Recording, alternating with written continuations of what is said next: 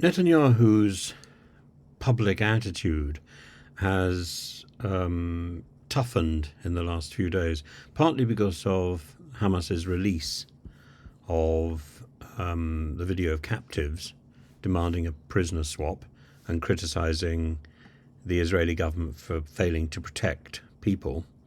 Israel and Netanyahu dismissed this as psychological propaganda, and the fact that one of its own soldiers has now been rescued, I suppose, buoys up Netanyahu. But in the process, this gives Netanyahu more opportunity to say that this is war, this is the new independence war.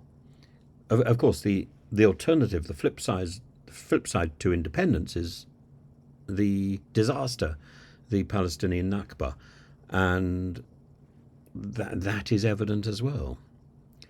And I say more about that in another video.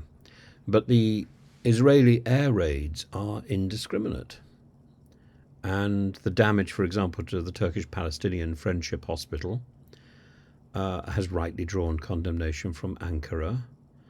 The warehouses of the Palestine Red Crescent that were damaged, rightly drawn condemnation, and the unprecedented levels of civilian destruction.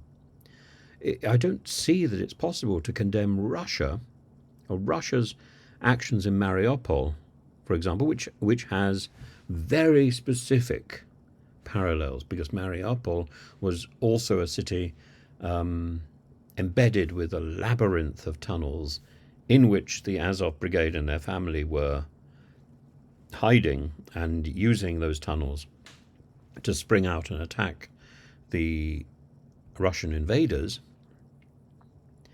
But Russia's response was literally to carpet bomb the city. And the World Health Organization isn't able to get in and supply hospitals in northern Gaza. The more than 8,000 Palestinians who've been killed in the Israeli attacks since October the 7th, and we don't want to do a sort of scale of suffering, but it's one person who dies is too many, one too many. But what we're looking at now is an avalanche of death. And what I find so extraordinary is we have personalized many of the Israeli hostages, but no one is personalizing the multitude of Palestinian people who have died, who have been wounded, who are caught in this struggle.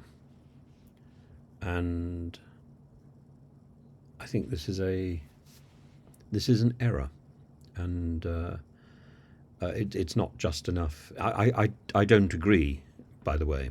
I don't agree with the marching. I don't agree with the sloganizing. I don't think it has any great effect. I do agree with personalizing the human tragedy. I think that has an effect, and that sends a message. And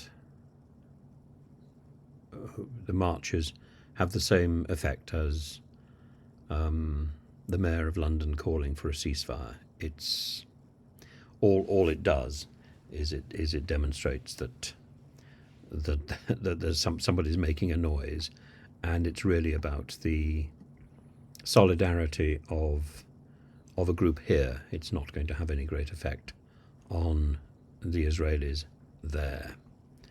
And instead we need to be thinking about what practical calls can be made which will have an effect. A ceasefire will not.